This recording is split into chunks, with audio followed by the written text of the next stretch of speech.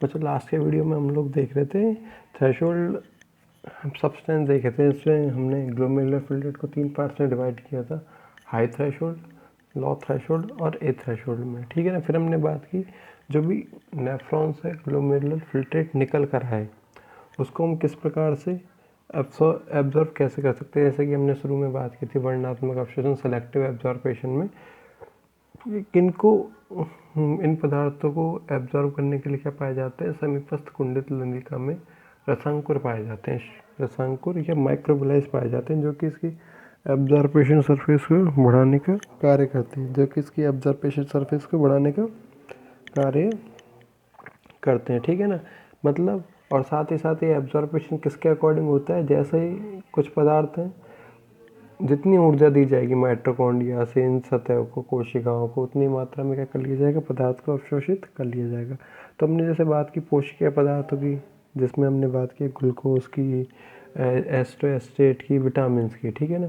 इनको हम लोग सक्रिय परिवहन द्वारा मतलब ऊर्जा देकर इनको अवशोषित करने के लिए हम लोग ऊर्जा देते हैं कोशिकाओं को, रसांकुरों को, जिससे अवशोषित हो जाते हैं। फिर बात की हमने प्रोटीन की। प्रोटीन अपने घटकों में, कंपोनेंट्स में टूटता है और उसके कंपोनेंट होते हैं अमीनो एसिड, उसके कंपोनेंट होते हैं अमीनो एसिड, ठीक है ना। अमीनो एसिड में टूट जाएगा तो अमीनो एसिड क्या करेगा, जो रसांकुर होते हैं, माइक्रोबलाइज होते हैं, इनकी सतह पर आकर अटैच हो जाएगा। इनकी सतह पर आकर क्या हो जाएगा, अटैच हो जाएगा। और अटैच होने के बाद में रसांकुरों की सतह में एक गड्ढा, पिट का फॉर्मेशन होगा और इस गड्ढे के द्वारा अमीनो एसिड को कोशिका के अंदर खींच लिया जाएगा, एब्जॉर्ब कर लिया जाएगा। ये सारा मेथड कहलाता है निष्क्रिय परिवहन, पैसिव ट्रांसपोर्ट। ये कहलाता है निष्क्रिय परिवहन या पैसिव ट्रांसपोर्ट मेथड हम लोग इसको कहते हैं, ठीक है ना। फिर सेकंड नंबर पे आता है हमारे पास उपापचयी अंतिम उत्पादों का अवशोषण। उपापचयी अंतिम उत्पादों का अवशोषण, एब्जॉर्प्शन ऑफ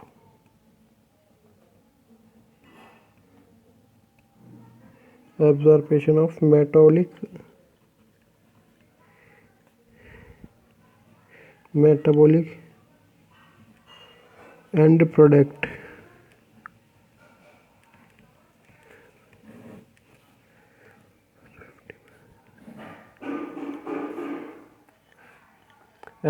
उपापचय अंतिम उत्पादों का अवशोषण, absorption of metabolic and product, ठीक है ना।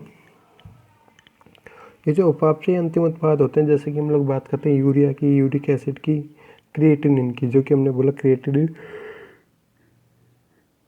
शरीर के लिए हानिकारक भी होता है। इसको क्या होता है, कम मात्रा में अवशोषित किया जाता है, इसको कम मात्रा में अवशोषित किया जाता है, इसलिए ज़्यादा इसके अवशोषण पे हम लोग बात नहीं करते क्योंकि हम लोग अवशोषण पढ़ रहे हैं, ठीक है ना। उपापचय अंतिम उत्पाद जैसे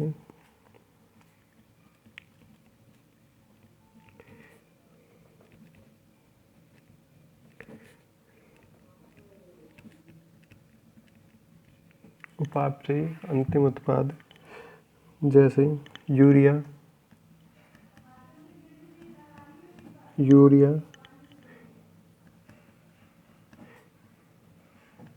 यूरिक अम्ल, क्रिएटिन आदि कम मात्रा में अवशोषित किए जाते हैं, ठीक है ना। आदि क्या होते हैं, कम मात्रा में अवशोषित किए जाते हैं। फिर थर्ड नंबर पे आता है हमारे पास आयनों का अवशोषण,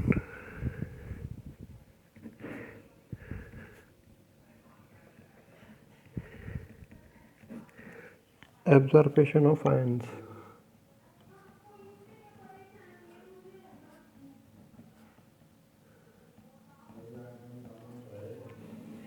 एब्जॉर्प्शन ऑफ आयन। आयन में हमने बात की जितने भी पॉजिटिवली चार्ज आयन होंगे, जैसे कि सोडियम होता है, पोटेशियम होता है, मैग्नीशियम आयन होते हैं, ठीक है ना। इनको हम लोग एपिथेलियल सेल से ऊर्जा देकर सक्रिय अभिगमन या परिवहन द्वारा क्या कर सकते हैं, अवशोषित एब्जॉर्ब कर सकते हैं। और जितने भी ऋणावेशित नेगेटिवली चार्ज आयन होते हैं, जैसे कि क्लोराइड आयन होते हैं SCO3 minus SO4, sulphate ions होते हैं, इनको हम लोग निष्क्रिय अभिगमन द्वारा, पैसिव ट्रांसपोर्ट द्वारा क्या कर सकते हैं, अवशोषित कर सकते हैं। ठीक है ना। ग्लोमेरुलर फिल्ट्रेट में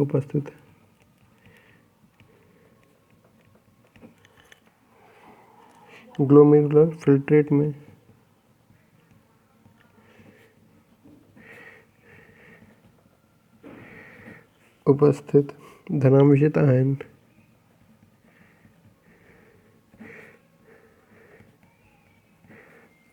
पॉजिटिवली चार्ज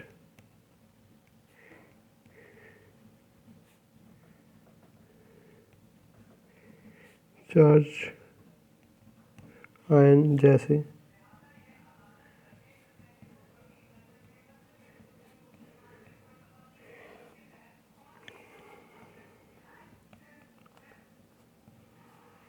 आदि को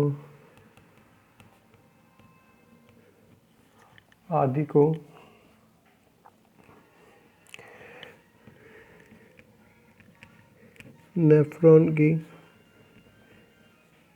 उपकलीय या उपत्वचा भी कह सकते हैं, कोशिका एपिथेलियल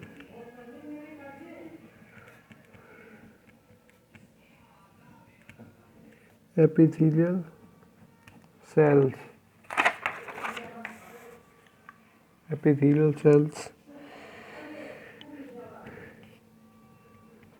द्वारा सक्रिय परिवहन एक्टिव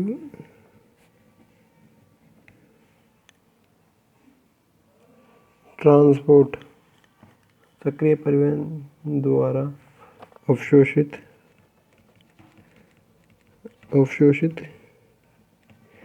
किए जा सकते हैं। ठीक है ना। अब फिर बात की जाए ऋणावेशित आयन्स की। ठीक है ना। ऋणावेशित आयन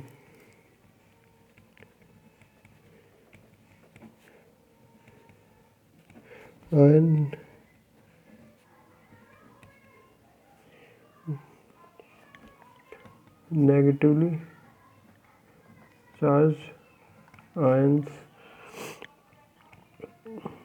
जैसे Cl minus HCO3 minus SO4 minus आदि को समीपस्थ कुंडलित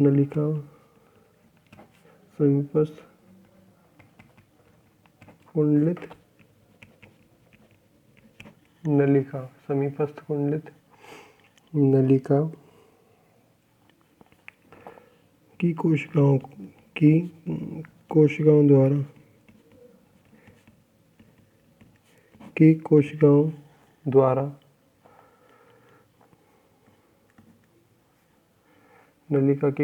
द्वारा निष्क्रिय अभिगमन द्वारा निष्क्रिय परिवहन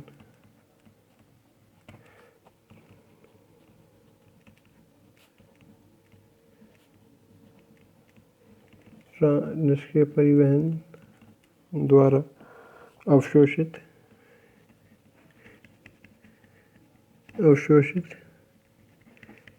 किया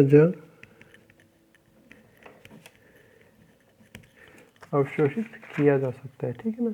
निष्क्रिय परिवहन द्वारा हम लोग क्या कर सकते हैं, इनको अवशोषित कर सकते हैं। फिर आता है हमारे पास 4th नंबर पे जल का अवशोषण।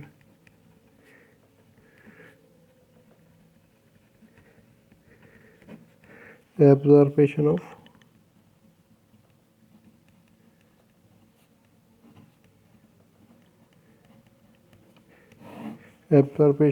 वाटर। लगभग एक दिन में हमारी बॉडी से 2 से लेकर 2.5 लीटर तक जल क्या है, रिलीज किया जाता है। अब वो यूरिन के रूप में भी हो सकता है, पसीने के रूप में, स्वीट्स के जरिए भी, और वेपर के रूप में भी हो सकता है, ठीक है ना।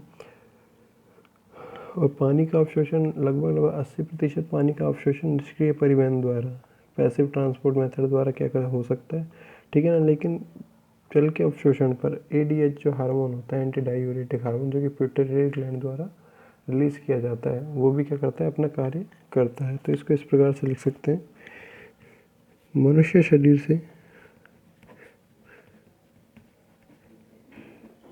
से प्रतिदिन लगभग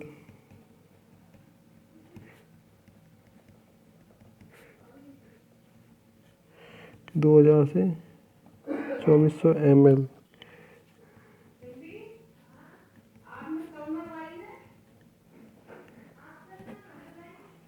जल का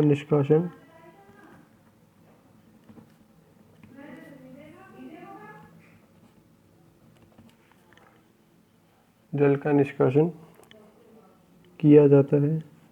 वृक्क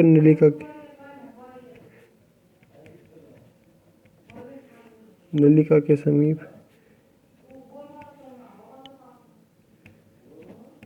वृक्क नलिका के समीपस्थ कुंडलित नलिका से लगभग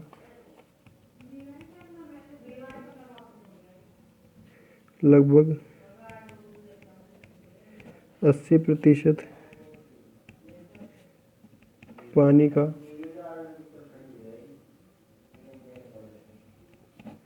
अवशोषण निष्क्रिय परिवहन द्वारा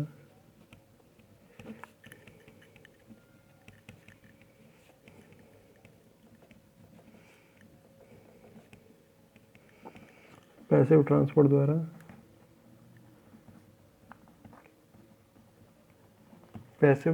द्वारा किया जाता है, ठीक है ना। ये हो जाता है। फिर हमने बात की एडीएच हार्मोन की। पीयूष ग्रंथि द्वारा पीयूष ग्रंथि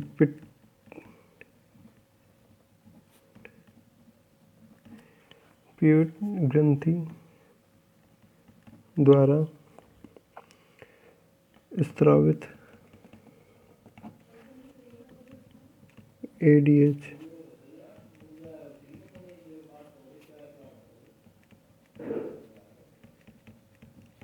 एंटी डायूरेटिक हार्मोन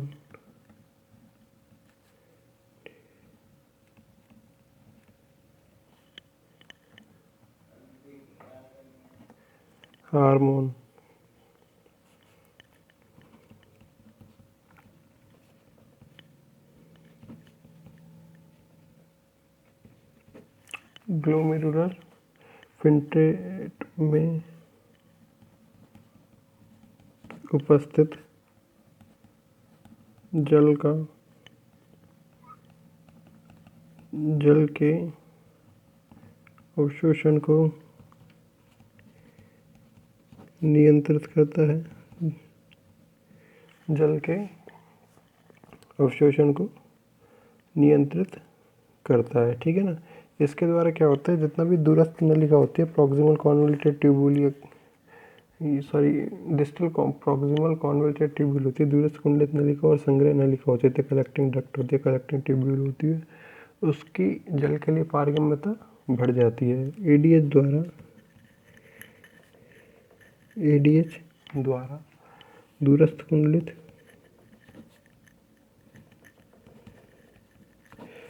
कुंडलित नलिका व संग्रह नलिका की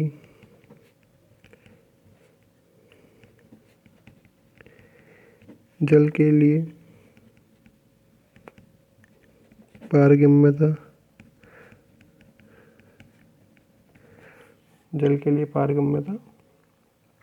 बढ़ जाती है, ठीक है ना। जिससे अत्यधिक मात्रा में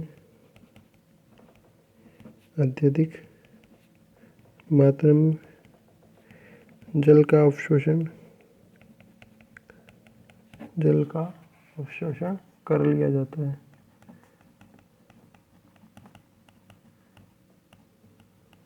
जिससे अत्यधिक मात्रा में जल का अवशोषण कर लिया जाता है। लगभग 80% जल का हम लोग अवशोषण इस विधि द्वारा कर सकते हैं। फिर आएगा हमारे पास नेक्स्ट वीडियो में हम लोग बात करेंगे स्त्रवण की, जो कि हमारा थर्ड टॉपिक था, यूरिन मैकेनिज्म का। यूरिन मैकेनिज्म फॉर्मेशन का हमारे पास थर्ड जो टॉपिक होता है, जिसकी हम लोग